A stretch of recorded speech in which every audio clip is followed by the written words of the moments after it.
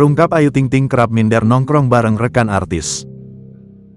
Terungkap Ayu Ting Ting selama ini sering minder hingga tak pernah terlihat nongkrong bersama rekan artis. Hal itu dibongkar Kiki Saputri dalam program Obrolan Tiap Waktu, OTW, yang tayang di Trans 7, Minggu, tanggal 19 Mei tahun 2024.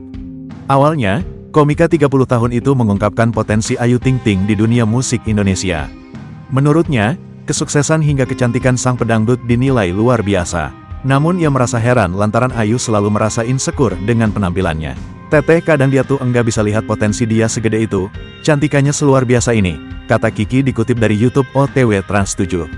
Ibarat kata, laki juga tinggal milih kan, dia mau beli apa juga tinggal beli, istilahnya gitu, ujar Kiki. Sebagai sahabat, Kiki mencoba untuk terus memberikan dukungan kepada Ayu supaya tidak terus-terusan merasa insecure. Kiki bersama presenter Hesti Purwadinata tak pernah bosan untuk mengingatkan Ayu agar tak takut bergaul dengan rekan artis lain. Seperti ketika saat menghadiri ulang tahun rekan artis, Ayu selalu terlihat menyendiri hingga memilih pulang lebih dulu.